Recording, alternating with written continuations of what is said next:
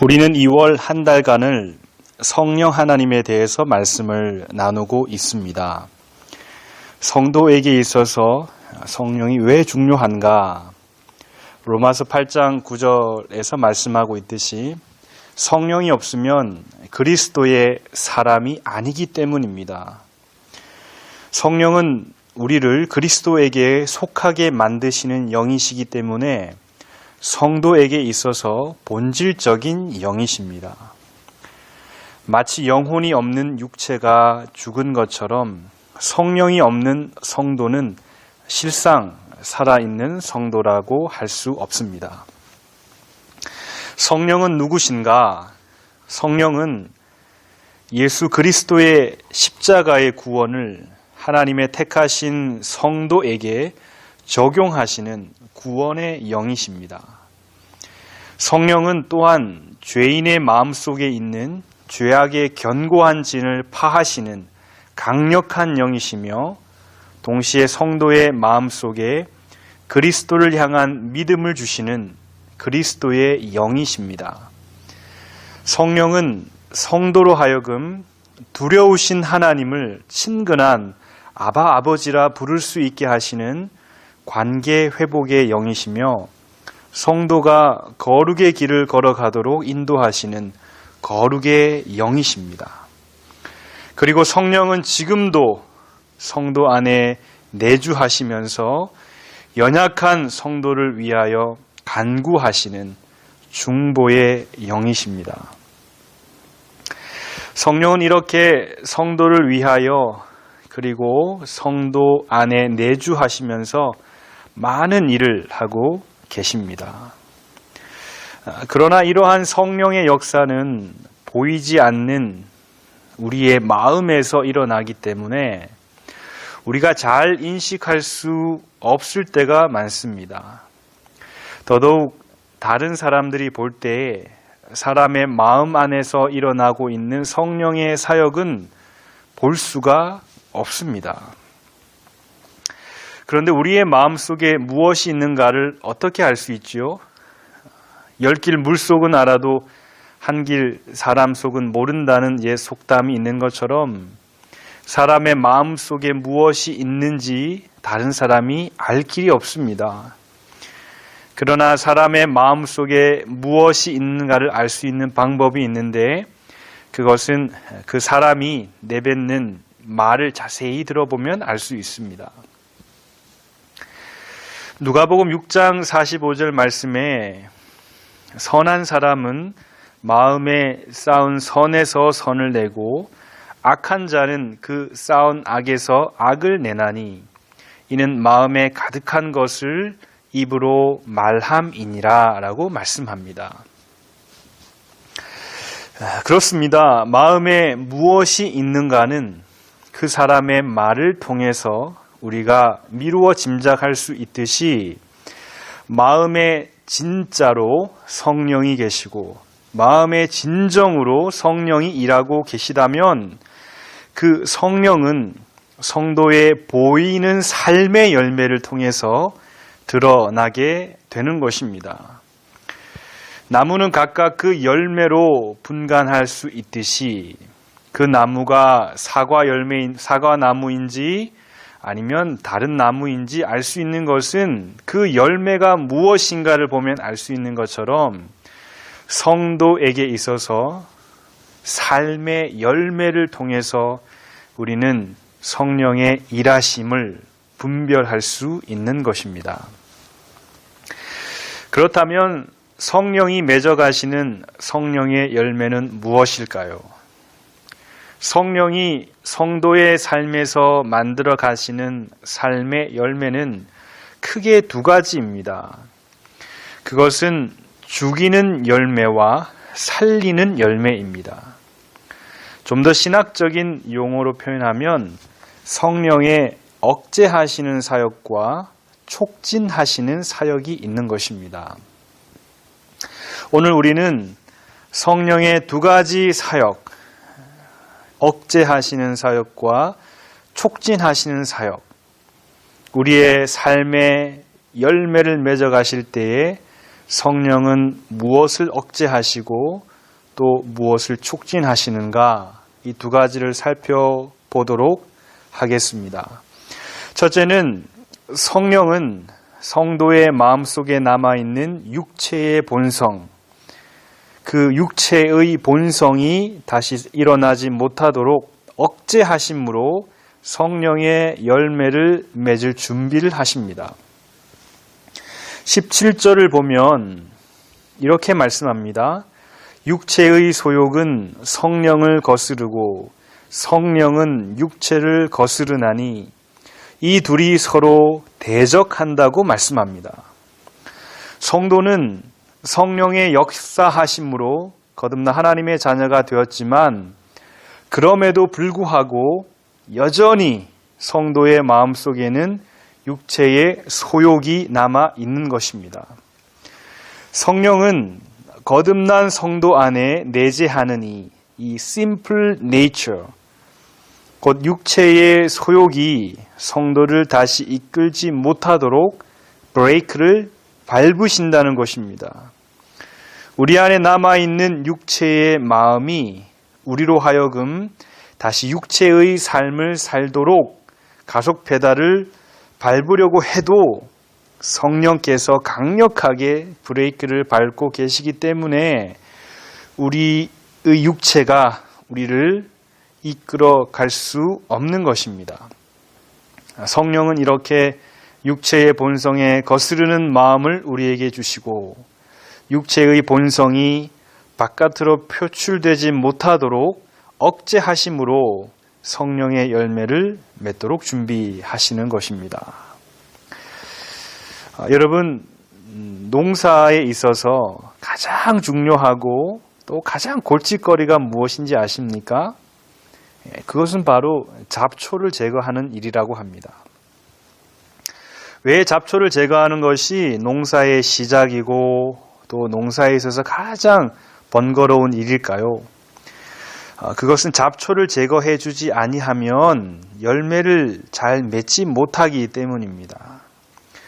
잡초를 제거하지 아니하면 세 가지의 문제가 생기는데, 첫 번째는 나무가 흡수해야 할 많은 영양분을 잡초가 가져가 버리기 때문에 나무가 흡수해야 할 영양분의 손실이 생겨서 열매 맺는 데 지장이 생길 수 있기 때문입니다.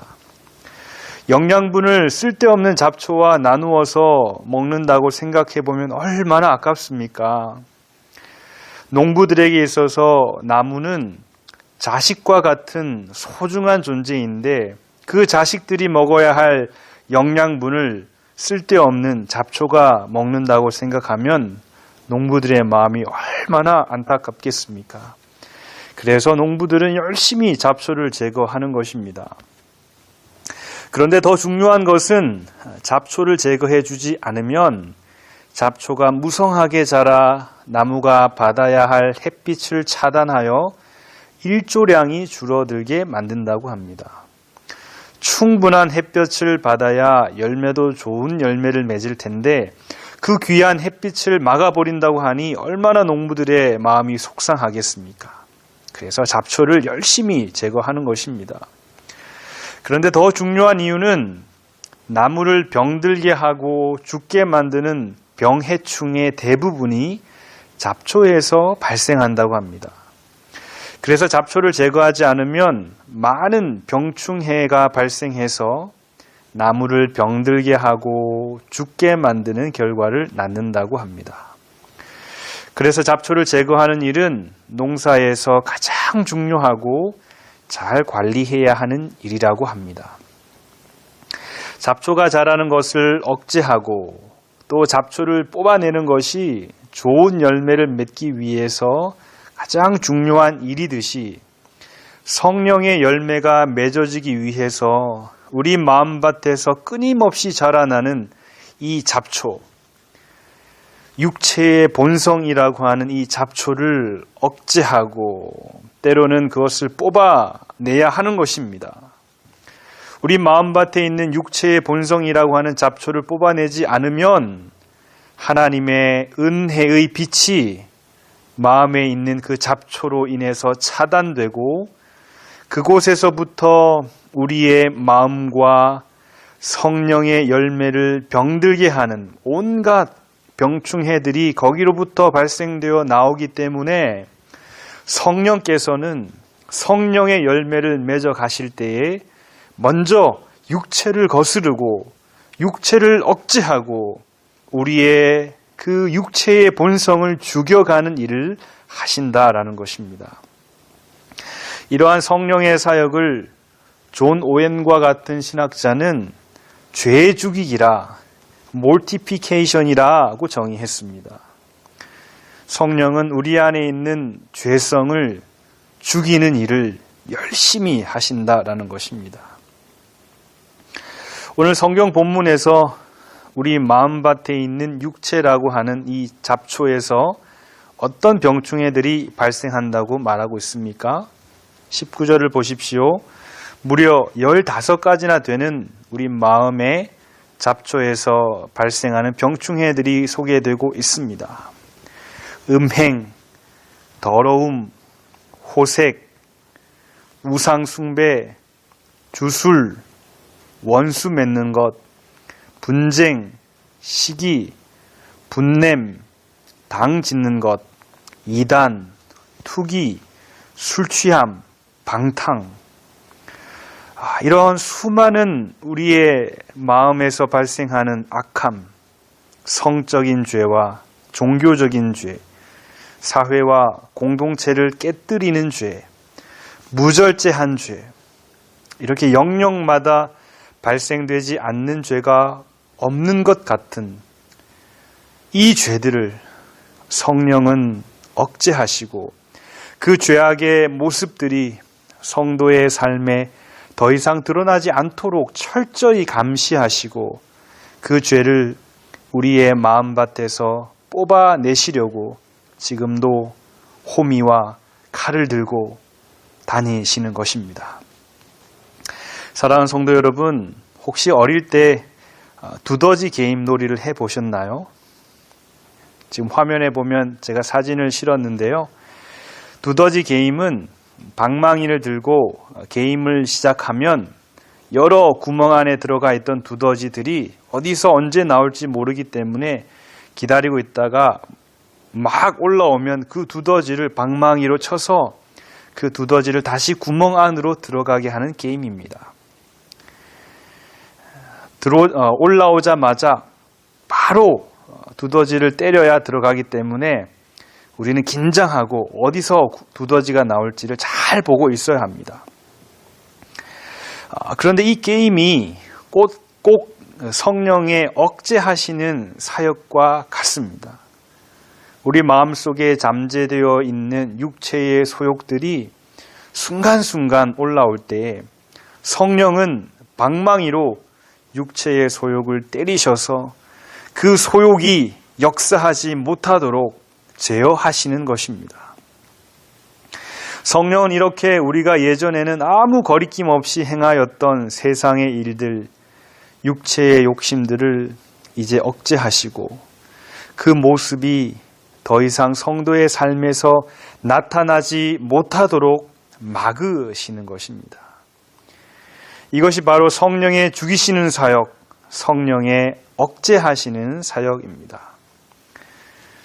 성도의 삶에서 성령의 이와 같은 억제하시는 사역이 있기 때문에 우리의 과거의 본성, 우리 마음에 남아있는 육체에 남아있는 그 죄성이 역사하지 못하고 지금 잠잠히 있는 것입니다. 사랑하는 성도 여러분, 여러분 마음속에 억제되어 있는 우리의 과거의 모습들을 느낄 수 있습니까? 그것은 우리 안에서 일하고 계시는 성령이 계시다라는 확실한 증거인 것입니다. 두 번째, 성령은 우리 마음밭에 성령의 열매를 맺도록 촉진하시고 열매를 주렁주렁 맺어 가십니다. 성령 하나님은 우리 마음밭에 있는 육체의 소욕이라는 잡초를 뽑아내시면서 동시에 성령의 열매가 맺어지도록 촉진하시는 사역을 합니다. 성령의 열매를 맺는 나무의 씨가 이미 성도가 거듭날 때에 믿음 안에서 심어졌기 때문에 이제는 심겨진 나무가 성장해서 성도의 삶을 통해서 성령은 그 열매 맺음을 촉진하신다는 것입니다. 성령 하나님은 어떤 열매를 우리 성도의 삶을 통해서 맺어 가십니까? 오늘 본문 말씀에 언급하고 있는 성령의 열매는 모두 9가지입니다. 오직 성령의 열매는 사랑과 희락과 화평과 오래 참음과 자비와 양선과 충성과 온유와 절제니 이 같은 것을 금지할 법이 없느니라고 말씀합니다. 차이가 나도 너무 나지 않습니까? 육체가 맺는 육체의 일들은 15가지였는데 이제 성령이 이끌어 가심으로 성도의 삶에서 맺어지게 하는 열매, 사랑, 희락, 화평, 오래 참음, 자비, 양선, 충성, 온유, 절제 달라도 너무 다르지 않습니까? 이 9가지의 열매들 하나하나 우리가 특징을 오늘 설교를 통해서 다 살펴볼 수 없지만 이 9가지 성령의 열매를 우리가 생각해 볼 때에 몇 가지 공통적인 특징들이 있습니다. 첫째로 성령의 열매는 먼저 하나님께서 우리에게 보여주신 열매들이었습니다. 우리가 이제 성령 안에서 뭔가 새로운 것을 만들어내야 하는 열매들이 아니라 이미 하나님께서 그의 백성들에게 보여주신 하나님의 성품들이 바로 성령의 열매입니다. 여러분, 사랑, 우리가 맺어야 할 성령의 열매 첫 번째인 사랑은 어디에 나타나 있습니까? 요한복음 3장 16절 말씀을 보면 하나님이 세상을 이처럼 사랑하사 독생자를 주셨다고 말씀합니다. 이미 사랑이라고 하는 열매는 하나님께서 그 아들을 통해서 우리에게 보여주신 열매였습니다. 희락은 어디에 나타나 있습니까? 희락 곧 기쁨. 구약성경 스바냐 3장 17절 말씀을 보면 너의 하나님 여호와가 너의 가운데 계시니 그는 구원을 베푸실 전능자시라. 그가 너로 말미암아 기쁨을 이기지 못하시며 너를 잠잠히 사랑하시며 너로 말미암아 즐거이 부르며 기뻐하시리라고 말씀합니다. 우리를 향하신 그 하나님의 기쁨, 우리를 향하신 그 하나님의 희락, 이미 하나님은 우리에게 보여주셨습니다. 화평은 어디에 있습니까?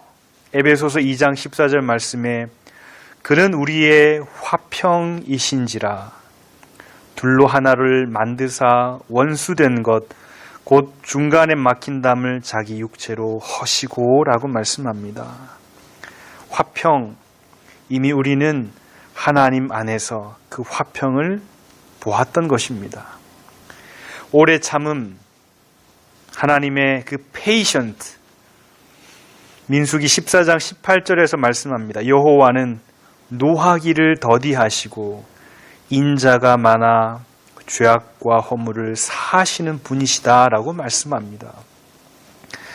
하나님은 이미 이스라엘 백성들을 향하여 오래 참음을 이미 보여주셨습니다. 하나님의 자비하심 어디에 있습니까? 신명기 4장 31절 이렇게 말씀하죠. 내 하나님 여호와는 자비하신 하나님이시라. 그가 너를 버리지 아니하시며 너를 멸하지 아니하시며 내 조상들에게 맹세하신 언약을 잊지 아니하시리라.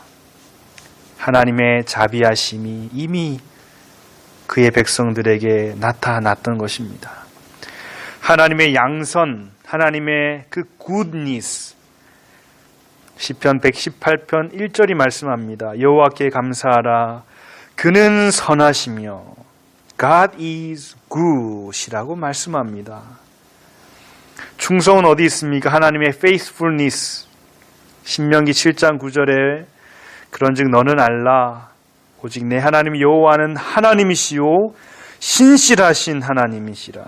faithful한 God이라고 말씀합니다. 온유하심 어디 있습니까? 하나님의 그 젠틀함, 우리에게 향하신 여호와의 인자하심, 그 하나님의 젠틀하심이 크시고 여호와의 그 진실하심이 영원하다라고 시편 117편에서 말씀하고 있습니다. 하나님의 절제는 어디 있습니까?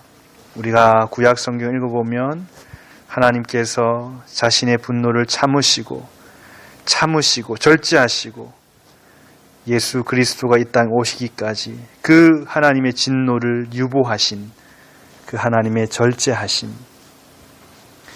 이미 그의 백성들에게 나타났던 것입니다. 그러므로 성령은 하나님께서 우리에게 보여주신 그 하나님의 성품들을 우리 마음속에 이제 열매 맺게 하십니다. 뭔가 새로운 것을 만들어내야 하는 것이 아니라 하나님의 성품을 이제 우리 안에 심으시고 자라게 하시고 또 열매 맺게 하시는 것입니다. 그래서 성령의 일이 아니라 성령의 열매인 것입니다. 우리가 성령의 열매를 맺기 위해서 노력하고 애쓰고 우리의 힘으로 만들어야 할 일이 아니라 하나님께서 이미 보여주신 그분의 성품을 우리가 많이 경험하면 할수록 하나님과의 관계가 깊어지면 깊어질수록 우리 안에 성령의 열매는 더 많이 맺어지는 것입니다. 그래서 예수님께서 이렇게 말씀하셨습니다. 내 안에 거하라 나도 너희 안에 거하리라. 가지가 포도나무에 붙어 있지 아니하면 스스로 열매를 맺을 수 없음같이 너희도 내 안에 있지 아니하면 그러하리라. 나는 포도나무요 너희는 가지라. 그가 내 안에 내가 그 안에 거하면 사람이 열매를 많이 맺나니 나를 떠나서는 너희가 아무것도 할 수 없음이라. 요한복음 15장 4절에서 5절의 말씀입니다. 예수님의 말씀을 통해서 우리가 알 수 있는 것은 성령의 열매는 하나님과의 뜨거운 관계 속에 있을 때 맺어지는 관계의 열매라는 것입니다. 그래서 성령의 열매를 많이 맺는 사람은 하나님과의 관계 지수가 높은 사람이고 성령의 열매를 맺어가면 갈수록 하나님을 더 많이 알아가고 하나님을 더 많이 경험하는 것입니다. 그래서 성령의 열매를 맺는 그 사람을 통해서 다른 사람들이 하나님의 성품을 느끼게 되고 결과적으로 성령의 열매를 맺는 사람들을 통해서 다른 사람들이 하나님을 바라보게 되는 것입니다. 사랑하는 성도 여러분, 성령의 열매를 통해서 하나님을 보게 하는 것, 이것이 우리가 맺어야 할 성령의 열매의 목적인 것입니다. 두 번째로 성령의 열매들이 가지고 있는 그 특징들은 매우 공동체적인 특성을 가지고 있습니다. 즉 자기 자신을 향하는 열매들이 아니라 자기 자신으로부터 시작하여 다른 사람들을 향하는 열매, 곧 나와 너라고 하는 우리 안에서 맺어지는 열매라는 것입니다. 그런 생각을 가지고 다시 한번 성령의 열매 9가지를 한번 보십시오. 사랑은 어떤 사랑입니까? 하나님으로부터 받은 사랑을 경험한 후에 나 자신을 더 사랑하는 것입니까? 아니면 이 사랑을 다른 사람들과 나누는 것입니까? 사랑은 다른 사람들과 함께 나누는 사랑이지요. 희락은 무엇입니까? 하나님으로부터 받은 기쁨을 가지고 다른 사람들과 함께 기쁨을 나누는 것. 화평은 무엇입니까? 하나님과 이웃과의 관계에서 누리는 화평입니다. 오래 참음은 무엇입니까? 하나님의 오래 참음을 우리가 경험한 후에 우리도 다른 이웃들에게 오래 참는 삶을 살아가는 것입니다. 자비도 그렇죠. 양선과 충성과 온유와 절제, 이 모든 것들이 성도의 마음과 삶을 통해 맺어지는 열매이지만 그것은 공동체 안에서 맺어야 할 관계적인 열매들이라는 것입니다. 그러므로 이 성령의 열매는 교회 안에서 맺어져야 할 공동체의 열매라는 사실을 우리는 기억해야 합니다. 왜냐하면 성령의 열매는 매우 개인적인 열매, 매우 인디비주얼한 열매라기보다는 공동체인 교회 안에서 가장 잘 맺어지는 공동체의 열매라고 하는 것을 우리는 꼭 기억해야 합니다. 공동체인 교회 안에 성령의 열매가 주렁주렁 많이 맺어지면 교회 안에 하나님의 성품이 나타나게 되고 더 나아가 세상은 교회를 통하여 나타나는 성령의 열매들을 통해서 누구를 보게 되겠습니까? 세상이 하나님의 성품을 경험하게 되고 결론적으로 세상이 교회가 맺은 성령의 열매들을 통하여 하나님을 볼 수 있게 되는 것입니다. 우리가 맺어야 할 이 성령의 열매, 얼마나 하나님께 영광이 되는 열매입니까? 우리가 맺은 열매들을 통해서 세상이 하나님을 볼 수 있다고 생각하니 얼마나 우리의 마음이 설레입니까? 말씀을 이제 정리하고자 합니다. 성령의 열매 9가지를 맺어가는 삶이 바로 구원 이후의 성도의 성화의 삶입니다. 그런데 어떤 분들은 그 열매 가운데 내 삶에 잘 맺어지는 열매가 있는데 또 어떤 열매는 잘 안 맺어지는 열매도 있다고 말씀하신 분이 간혹 있습니다. 예를 들면 오래 참는 열매는 너무 어렵습니다. 또 절제라는 열매는 너무 어렵습니다. 그런데 성령의 열매를 9가지로 성경이 말씀하지만 실상 신약 원어 성경에는 성령의 열매들이라고 하는 복수의 개념이 아니라 성령의 열매라고 하는 단수로 표현하고 있습니다. 따라서 성령의 열매는 분리되어 있는 각각 다른 열매들이 아니라 실상은 하나의 연결된 열매라는 것입니다. 그러므로 어떤 열매는 잘 맺어지지만 어떤 열매는 잘 안 맺어진다라고 하는 것은 이 원칙상 맞지 않는 이야기입니다. 왜냐하면 성령의 열매가 맺어지면 균형 있게 모든 열매들이 다 잘 맺어져야 하는 것입니다. 저희 집에 난방이 저희 아파트에 난방을 하면 전체 집과 전체 방이 다 동시에 난방이 됩니다. 스위치를 켜면 모든 방에 동일한 온도로 난방이 되어 다 따뜻해집니다. 흔히 중앙 난방이라고 하죠. 그런데 저희가 예전에 살았던 아파트는 방마다 각기 다른 스위치가 있었기 때문에 어떤 방은 따뜻하고 또 어떤 방은 춥게 만들 수도 있었습니다.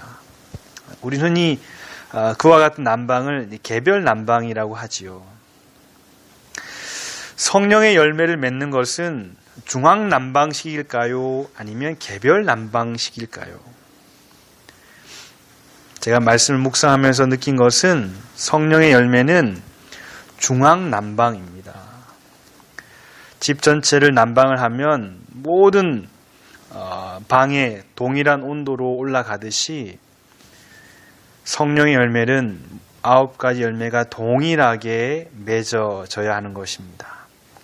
어떤 방은 춥고 어떤 방은 따뜻하게 되는 것이 아니라 어떤 열매는 안 맺어지고 어떤 열매는 맺어지는 것이 아니라 동일하게 같이 균형 있게 맺어져야 하는 열매라는 것입니다. 그런데 왜 어떤 열매는 잘 안 맺어진다고 느껴질까요? 그것은 그 열매를 맺는 가지에 문제가 있기 때문입니다.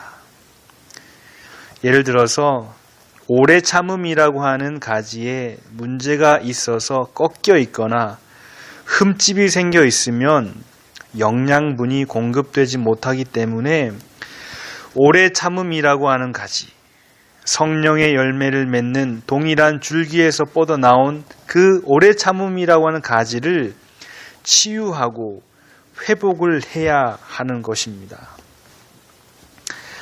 여러분의 삶에 잘 맺어지지 않는 성령의 열매의 부분은 바로 우리의 치유와 회복이 필요한 부분이며 이 치유와 회복을 위해서 우리는 우리 자신을 되돌아보고 기도하며 하나님의 그 싸매어 주심을 기도해야 할 것입니다.